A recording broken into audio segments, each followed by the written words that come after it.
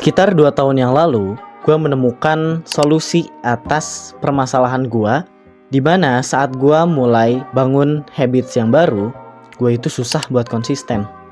Dan akhirnya gue menemukan suatu buku yang spesial banget buat gue. Yap, buku itu adalah buku Atomic Habits. Gue kenal buku ini dari 2 tahun yang lalu, dan ada isi dari buku tersebut yang benar-benar ngubah cara pandang gue, dan semoga ini juga bisa merubah pola pikir kalian. So, tanpa berlama-lama lagi, kita langsung masuk ke inti videonya.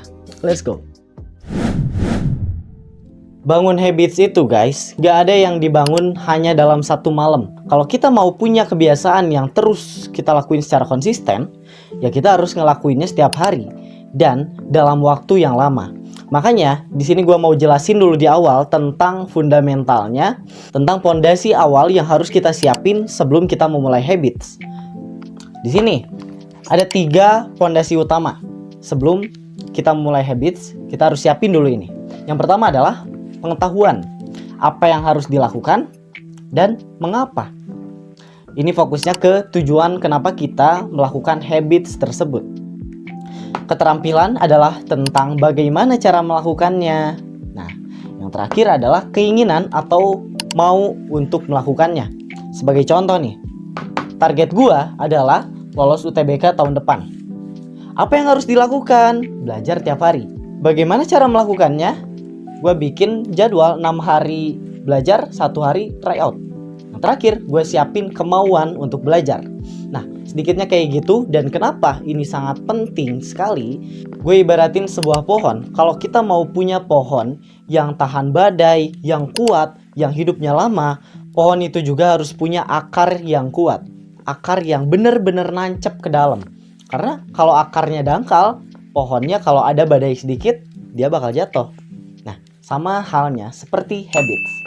Makanya ini harus dikuatin dulu guys di awal. Oke, setelah fondasinya kuat, kita langsung masuk ke alasan kenapa kita sulit untuk konsisten. Dan alasan yang pertama adalah gagal di fase kritis. Di buku Atomic Habits ada satu istilah yang dinamakan fase kritis, yaitu fase di mana kita sudah ngerasa kita udah cukup lama ngejalanin suatu habits, tapi setelah berminggu-minggu, setelah berbulan-bulan, kita nggak juga ngerasain dampaknya. Kita nggak bisa ngelihat hasilnya. Dan ini dijelasin dengan sangat simpel dalam sebuah grafik. Setelah kita tahu definisi dari fase kritis, di sini ada sebuah grafik yang sama persis kayak di bukunya Atomic Habits. Di sini garis horizontal menunjukkan waktu dan garis yang vertikal ini menunjukkan hasil. Di buku itu dijelasin kalau selama kita mengalami fase kritis itu sebenarnya hasilnya tuh bukan yang nggak ada, tapi hasilnya ditunda. Gue jelasin lewat grafik ini. Kita punya harapan ketika kita mulai sebuah habits yang baru, itu seiring berjalannya waktu kita akan melihat hasil. Maka grafiknya akan berjalan seperti ini.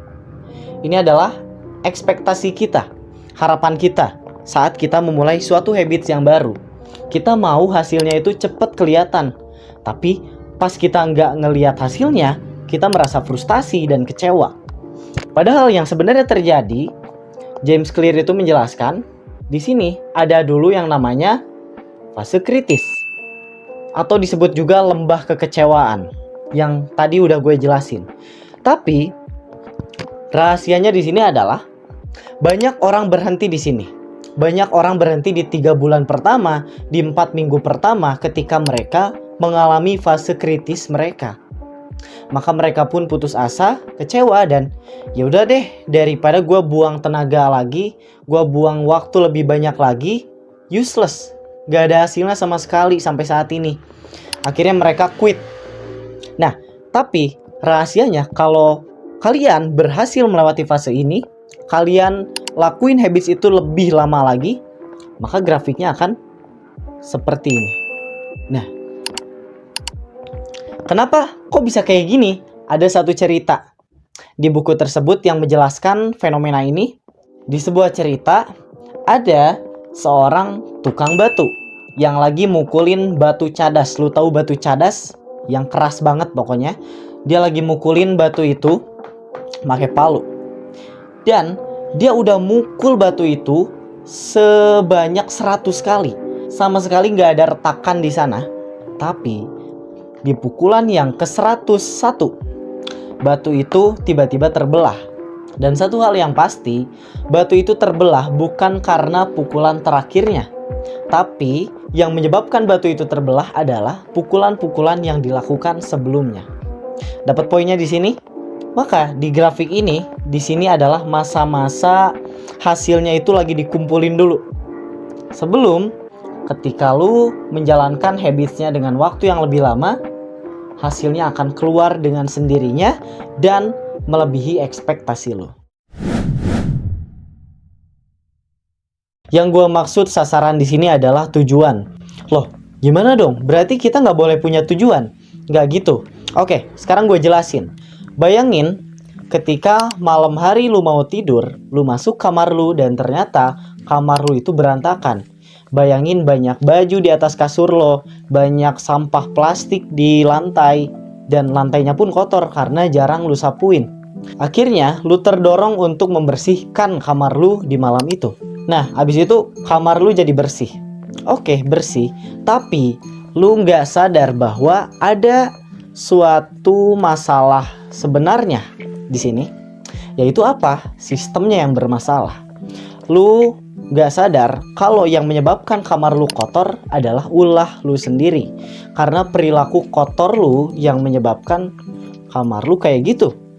Akhirnya keesokan harinya, karena lu masih punya kebiasaan buruk, nyimpen baju di mana aja, sampah makanan ditaruh di lantai, kamarnya jadi kotor lagi. Nah, kondisi ini terjadi ketika lu hanya mengejar perbaikan yang sifatnya jangka pendek dibandingkan lu fokus untuk mengejar perbaikan yang dampaknya jangka panjang, yaitu membangun sistem yang baik. Daripada lu ngomong gua mau kamar yang rapih dan bersih, ganti kata-katanya dengan gua akan membersihkan kamar gue setiap pagi dan malam dan mulai menerapkan gaya hidup yang bersih. Maka dengan lu fokus untuk memperbaiki sistemnya dibandingkan dengan terus-terusan fokus dengan sasaran, gua ibaratkan lu seperti orang yang berhenti mengejar kupu-kupu dan mulai untuk membangun taman lu sendiri. Karena dengan lu membangun taman lu, lama-lama kupu-kupu akan datang dengan sendirinya.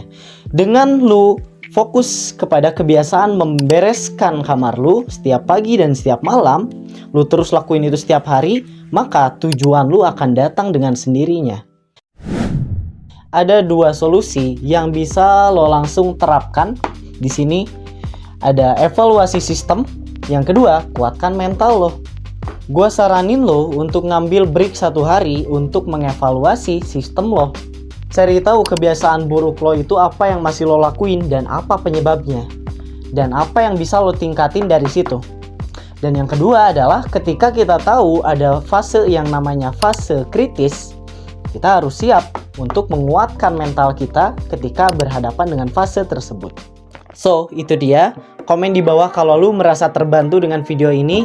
Gue mau ngasih ucapan terima kasih buat kalian semua yang udah ngasih komen positif dan juga ngasih semangat ke gue di konten yang kemarin. Terima kasih juga buat yang udah subscribe dan please feel free buat komen di bawah. Gue juga sangat terbuka dengan kritik dan saran dari kalian. Dan semua yang gue sampein di video ini semoga ada manfaatnya buat lo. Nama gue Fatin, semoga video ini membantu dan semoga bermanfaat.